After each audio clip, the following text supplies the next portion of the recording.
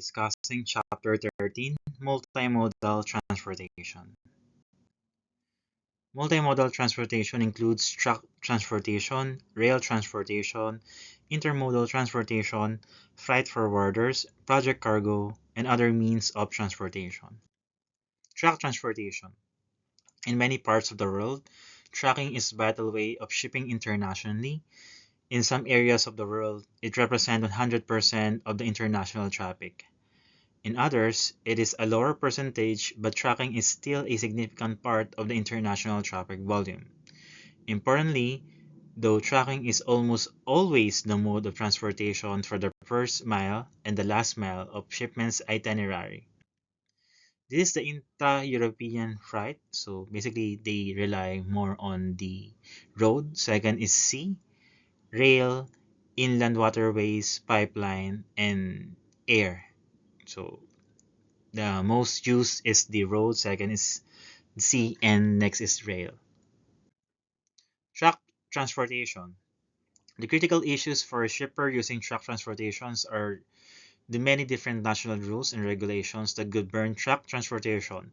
These rules influence the weight that can be placed in the truck, the hours that truck can operate, since maybe there will be truck ban on certain window time, the size of the equipment that can be used, the number of hours a driver may work. So in Japan, they have that specific regulation for truck drivers, bus drivers, and all of the public transportation drivers to just work around 9 hours or 8 hours, I forgot. But they have some legislation or laws with regards to that. The number of hours a driver may work, the training that a driver must have. These differences make for very different trucking practices from country to country. So it will be depending in every country. So a European truck is limited to an overall length. The tractor is compact to allow for maximum trailer size. So there is a limitation on the overall length of the truck. North American trucks are limited by the size of trailer with no constraints on the size of a tractor. So the only limit here, the size of the container, but no limit for the size of the tractor. Australian trucks have fewer limitations on the number of trailers, leading to concept of road trains. So basically 1, 2, 3, and 4. So they have lesser constraints with regards to the number of trailers that could put in a tractor. North American trailers are carried over long distances by piggyback trains. So as mentioned in the past meeting, so they're doing a piggyback ride on their containers in the US to curb the cost for fuel consumption, having just one container for each tractor. In Switzerland, regulations do not allow international trucks to cross the country. They are transported by piggyback trains from one border to another. So trucks are not allowed to cross the country. So they are loaded in a train. So the whole train, not only the container. Look, this is the tractor. In India, congested roads encourage truckers to use piggyback trains on the same routes. In many developing countries, the maximum weight capacities of trucks are routinely exceeded. Same in the Philippines. That's why there are many accidents in the roads because of overweighing of the trucks. Rail transportation. Rail transportation is also an important mode of transportation for international shipments, although it is mostly a domestic mode for United States. Nevertheless, a significant amount of cargo moves by rail in the US in 2012. More than 40% of all ton miles shipped long distance in the US was shipped by rail. Rail transport has an approximate 80% market share for international cargo movements in the European Union when measured in the survey.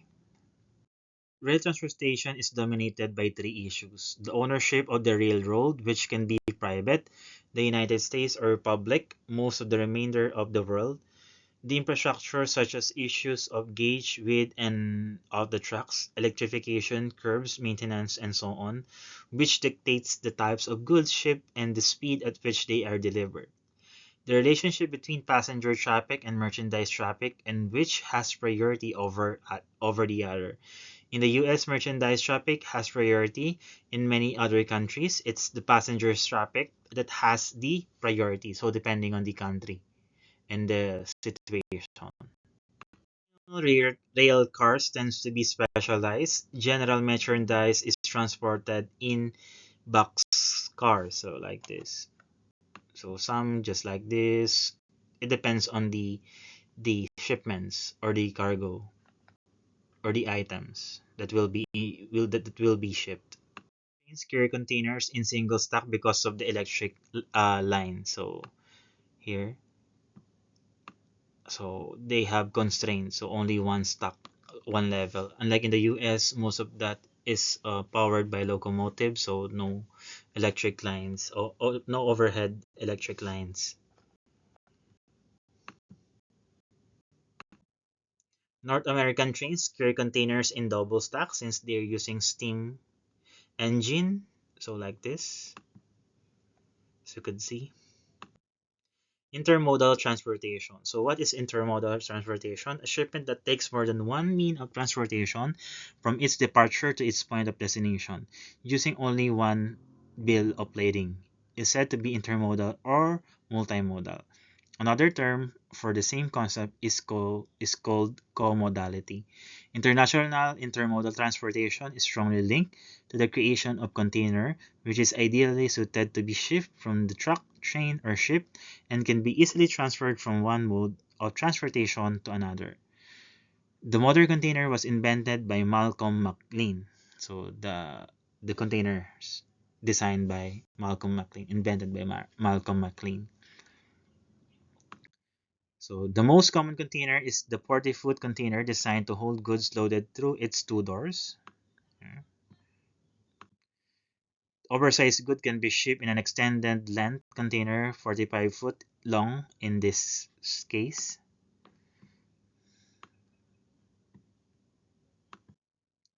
Goods that needed controlled temperature environment are shipped in refrigerated containers or refiers, so they have cooling here, specifically for meat, flowers, medicine that requires temperature control. Goods that cannot fit through the doors of traditional container are shipped in an open-top container that is eventually covered with tarpaulin. This one, okay. Liquids travel in liquid bulk containers are placed in this kind of container, so it's easy to transport. Oversized cargo is shipped on a flat rack container like this. Containers are held by leash bars onto the deck ship, so like this. So there will be a lesser possibility of falling down in the ocean. Okay. Containers are also held by twist locks onto ship's decks on the top of each other on a truck's chassis. Under deck containers are loaded into holds and held in place with the help of slides. So underneath the sea vessel. So air cargo containers are less standardized and are not meant to be used in an intermodal transportation.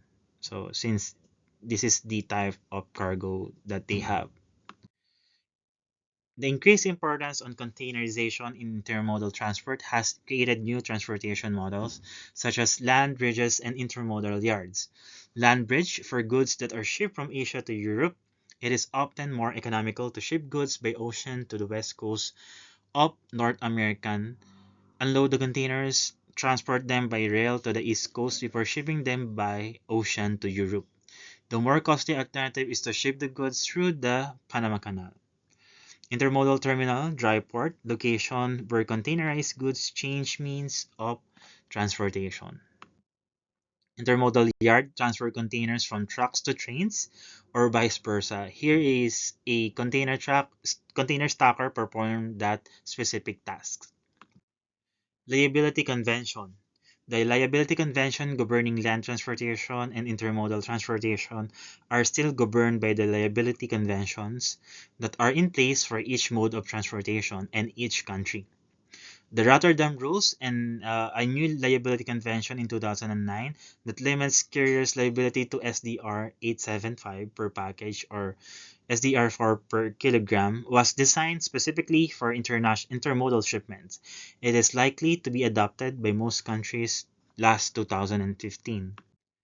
Freight forwarders. Because international transportation is so complex, many shippers rely on freight forwarders to handle their international shipments.